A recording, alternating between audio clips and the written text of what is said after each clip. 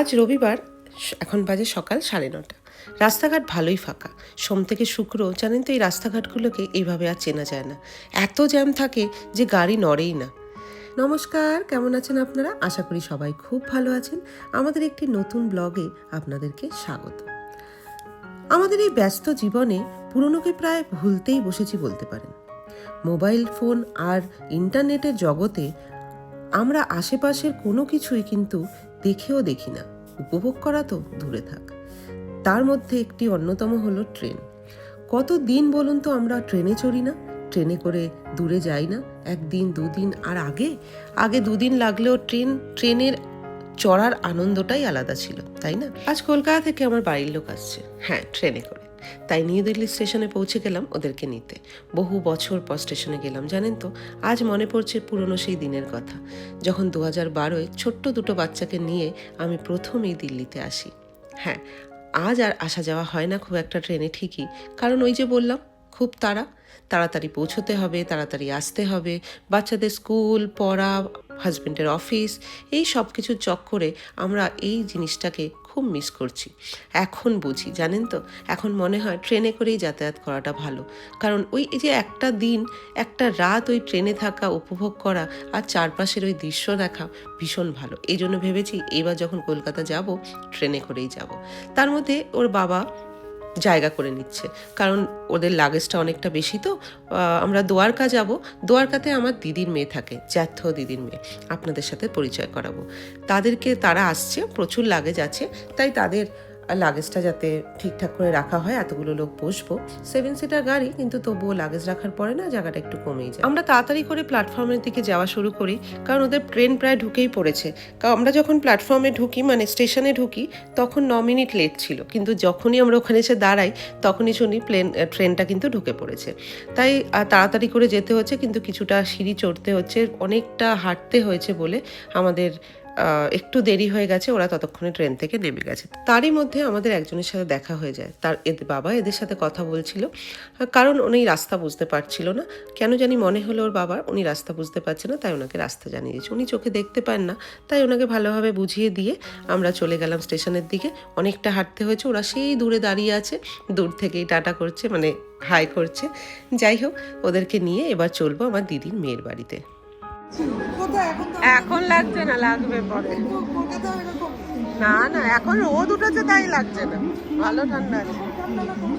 বেরো তারপর তো, এখন তো ট্রেন থেকে নেমেছিস তাই। হ্যাঁ, প্রথমেই যাকে আপনারা কথা বলতে দেখলেন সে হচ্ছে আমার জ্যাঠ্য দিদি, আমাদের বাড়ির সব থেকে বড় দিদি। আমার যখন 5-6 বছর বয়স তখন ওর বিয়ে হয়ে যায়। আর দিদি, জামাইবাবু, আমার দিদির মেয়ে আর ওর বড় মেয়ে দ্বারকাতে থাকে, ওরই বাড়িতে আমরা যাচ্ছি। সাথে আমার মেজদিও এসছে। যাই হোক, সবাইকে নিয়ে যাওয়া হচ্ছে। কিন্তু ওই যে বললাম, অনেক দিন যেহেতু স্টেশনে আসা হয় না, আমরা কিন্তু প্রচুর গুলিয়ে ফেলেছি, কোথা দিয়ে উঠবো, কোথা দিয়ে নামবো একদম বুঝতে পারছি না। এই জন্য সবাই হা করে দাঁড়িয়ে আছি, কারণ লাগেজ রয়েছে, তো লাগেজটা নিয়ে সিঁড়ি দিয়ে নামাটা খুব মুশকিল।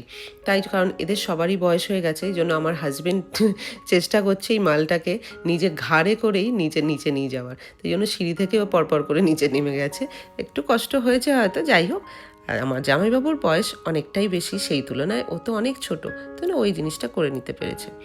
যাই হোক, তাড়াতাড়ি আমি লাগেজটা গুছিয়ে দিয়েছি গাড়িতে, কারণ এতগুলো লাগেজ দেখতেই পাচ্ছেন, তো ফটাফট গুছিয়ে দিই। কারণ দ্বারকা যাব নিউ দিল্লি স্টেশন থেকে মিনিমাম 1.5 থেকে 2 ঘন্টা তো লাগবেই, ফাঁকা রাস্তা যতই হোক। ওদেরকে আমি আস্তে আস্তে জিজ্ঞেস করছিলাম, তোদের কেমন লাগলো এই যে প্লেন ছেড়ে ট্রেনে করে এলি, কীরকম লাগলো? জামাইবাবু তো বললো ভীষণ ভালো লেগেছে, কারণ ট্রেনের মতো ভালো নাকি আর কিছু হয় না। সত্যিই তাই, ট্রেনের মতো ভালো কিছু হয় না।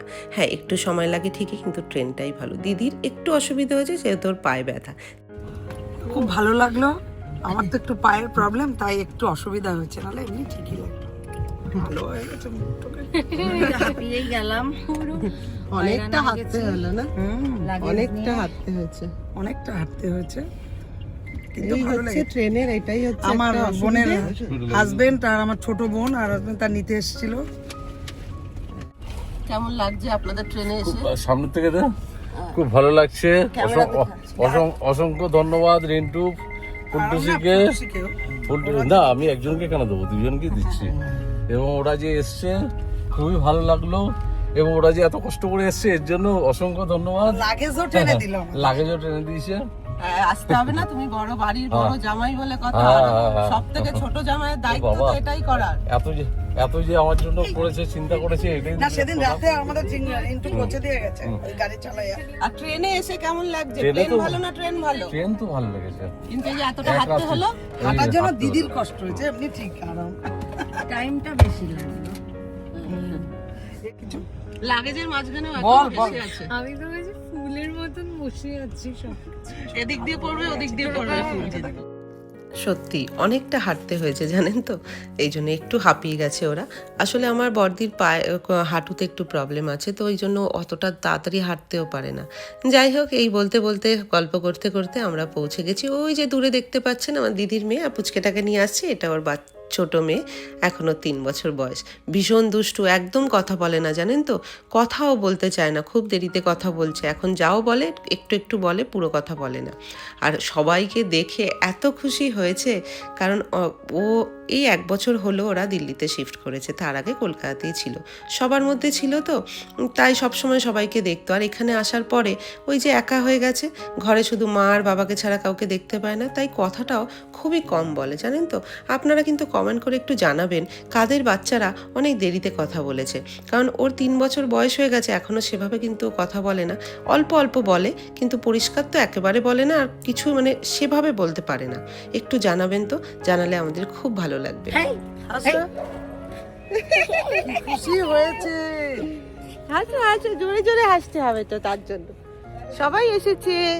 চল চলো এই দাঁড়া।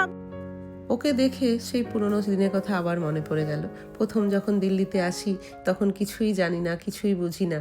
আর যখন প্রথম বাড়ির লোকেরা কলকাতা থেকে আমার কাছে আসে থাকতে দেখতে, তখন সবাইকে রান্না করে খাওয়ানো, চা করে খাওয়ানো, ঠিক ওকে দেখে তাই মনে পড়ছে। হ্যাঁ, ও কিন্তু কিছু করেনি কোনোদিনও বাড়িতে, জানেন তো, আমাদেরই মতো।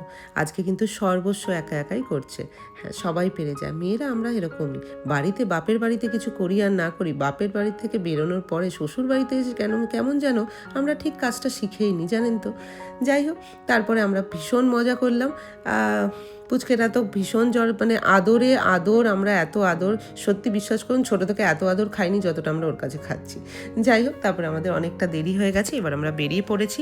আমাদের এখান থেকে যাওয়ার আছে আরেকটা জায়গায়, গুরগাঁওতেই যাব আমরা, একটা মার্কেটে, সেটারও আপনাদেরকে ভিডিও আপনাদের সাথে শেয়ার করব, আপনারা অবশ্যই দেখবেন। তো এই জন্য তাড়াতাড়ি করে বেরিয়ে পড়লাম, ওকে নিয়েই চলে যাব। আজকের জন্য ব্লগটি এখানেই শেষ করছি, আবার দেখা হবে নতুন একটি ব্লগে। সাথে থাকবেন, পাশে থাকবেন। আজকের জন্য টাটা।